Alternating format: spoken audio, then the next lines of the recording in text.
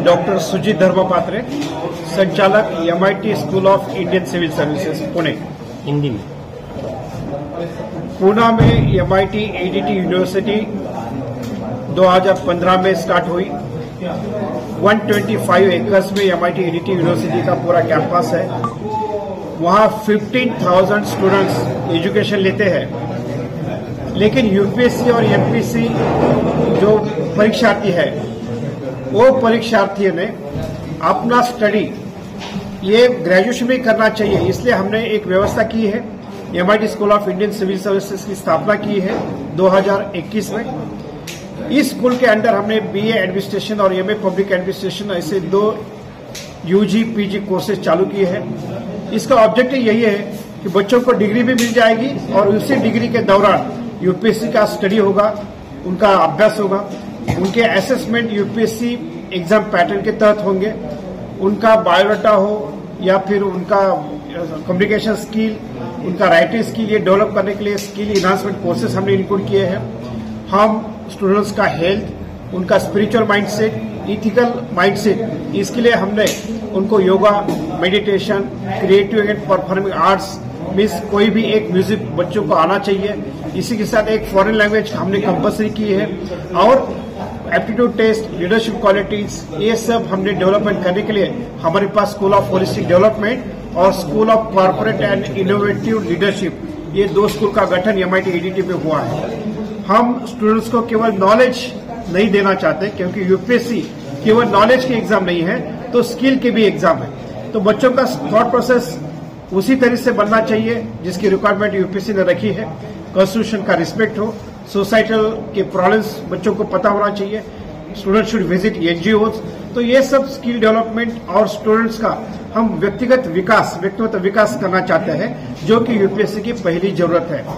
तो यूपीएससी के evaluation pattern के तहत हम इसकी संरचना बनाया है। इसके लिए डॉक्टर DP अग्रवाल जो यूपीएससी के भूतपूर्व चेयरमैन रह चुके हैं, 13 सालों चेयरमैन और मेंबर रह चुके हैं। नाबार्ड के चेयरमैन, फॉर्मर चेयरमैन सुखदेव और महेश भागवत जो तेलंगाना के IG है, उन सब लोगों का योगदान रहा है। उनके योगदान से हमने अच्छा कोर्स करिकुलम और कोर्स स्ट्रक्चर बनाया है। और ये कोर्स स्ट्रक्चर सिखाने के लिए जो प्रोफेसर हमने रखे हैं, उन्होंने भी 3-4 बार यूपीएससी की इंटरव्यू उन्होंने दिया है, इसलिए उनको कैसे फिल्म क्रैक करना, कैसे मेंस क्रैक करना, उसका अनुभव उनके पास है। तो ऐसे प्रोफेसर भी वहां हमने नियुक्त किए गए हैं।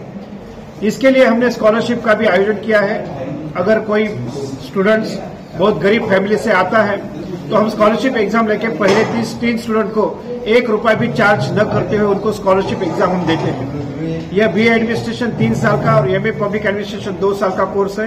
1,10,000 प्रति वर्ष ऐसी उसकी फीस है और रहने का इंतजाम ये पूरे कैंपस में है। आप स्टूडेंट कैंपस में भी रह सकते हैं। 1,50,000 में उनको रहने का 2 टाइम नाश्ता और 2 टाइम खाने का इंतजाम किया गया है। तो स्टूडेंट्स यूनिवर्सिटी में रह सकता है या फिर स्टूडेंट्स बाहर भी रह सकता है।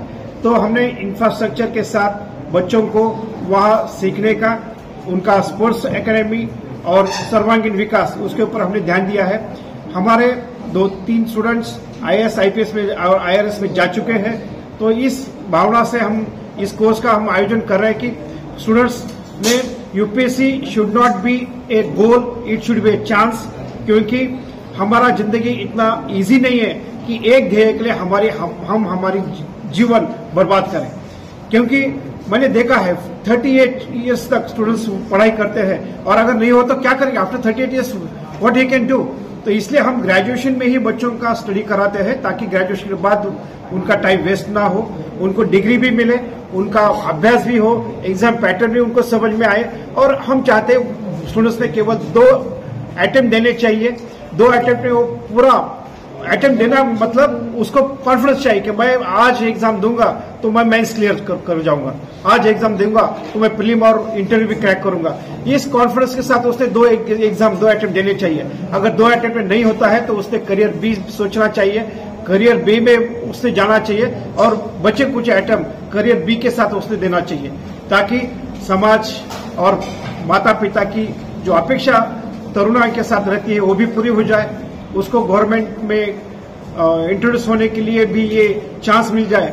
और सिर्फ यूपीएससी एमपीसी नहीं, UPSC, MPSC, NABARD, EPFO, IBPS, banking exam, CBI, CID, railway recruitment board, RBI grade 1, RBI grade B, number of exams are there. लेकिन महाराष्ट्र के स्टूडेंट्स को एग्जाम के बारे में ज्यादा पता नहीं है। उनको एक तो यूपीएससी लगता है, नहीं तो फिर कोई तो भी दूसरा टीचर हो या कोई हो।